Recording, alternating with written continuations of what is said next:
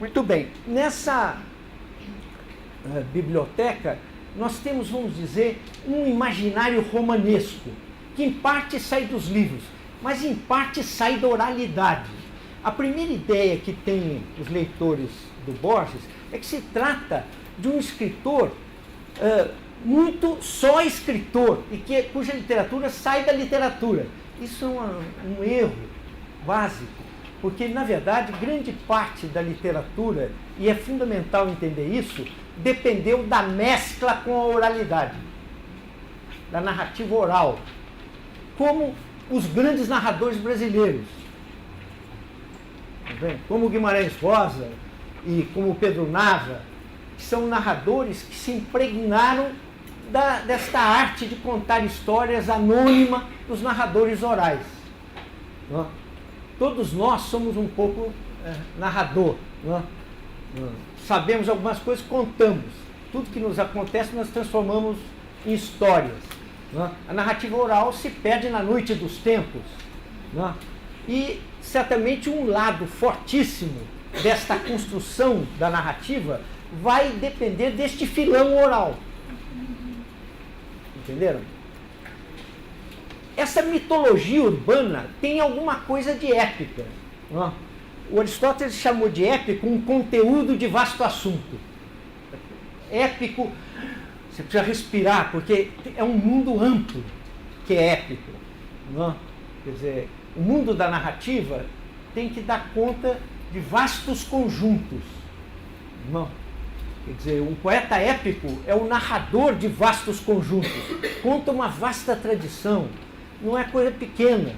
Não? Há na mitologia urbana dos compadritos, nessa mitologia dos arrabaldes portenhos, dos subúrbios de Buenos Aires, uma vastidão épica, de lances de coragem, de lutas de faca. Não?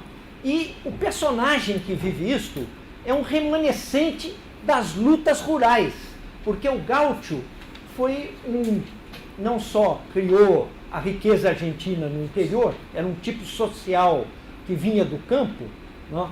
Era a mescla do espanhol com os índios, que habitavam o vasto interior da Argentina, que conhecido como Pampa ou Tierra Adentro, o sertão lá deles. Compreende? Essa gente, os gaúchos, que tinham trabalhado tanto, né, tinham já um passado épico, porque era o passado de formação da nação. Compreende? Eles tiveram um papel fundamental nas lutas internas da Argentina, que foram sangrentíssimas e dramáticas durante anos no processo da independência argentina, que foi longo, complicadíssimo, e que desembocou numa longa ditadura e sangrenta ditadura, que foi a ditadura do Juan Manuel de Rosas. Então vamos dizer que havia nessas histórias de compadritos uma margem que se espraiava para o interior, assim como a paisagem, não? A desaforada llanura, como chama Borges, que é a planície ilimitada que se segue à cidade. Vamos dizer, as histórias dos compadritos na margem, na verdade, eram também partes de um conjunto muito maior, que era a história do interior, a história das lutas gáuchas, as lutas intestinas que tinham constituído a nação.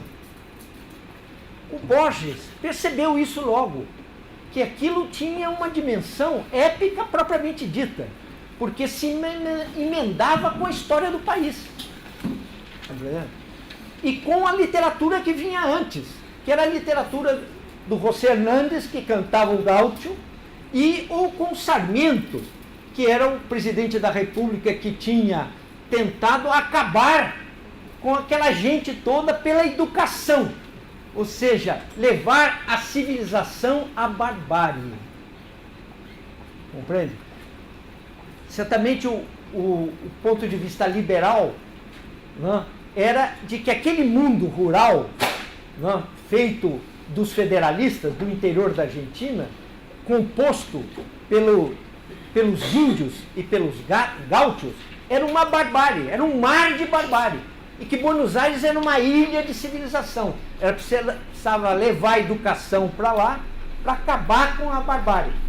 Esta gente, né, parte do conflito fundamental da nação, da história da nação, né, essa gente que está lá, né, constituía, era resumida nisto, nessa expressão certamente uma pejorativa, porque ela partia de um ponto de vista liberal contra quem não era. Né? Entenderam? Mas, vamos dizer que o livro do Sarmiento, de 1845, chama Facundo, ou Civilização contra a Barbárie. Quer dizer, então vamos dizer que o Borges percebe que, na verdade, o mundo em torno da casa, né, ele intui isso, que continuava no Pampa e continuava no passado da nação, no passado épico da nação, né, que grande parte se fez na luta, e na luta sangrenta, e na luta de faca, que foi constante durante esse período. Por outro lado, ele percebe que ele é um pobre diabo, que ele não tem um destino épico, que ele é um menino franzino, fraco, mas que admira os grandes lances da coragem. Não? E que todo o passado familiar dele, na verdade, é um passado de glória militar. Tanto pelo lado do pai quanto da mãe, não? O Borges descendia de militares ilustres e importantes na história argentina. E ele percebeu que isso também era um assunto literário, importantíssimo para ele, porque certamente são imagens de um conjunto épico, ou seja, narrável. Não? Estão percebendo? Ele percebeu que, na verdade, a história familiar era épica.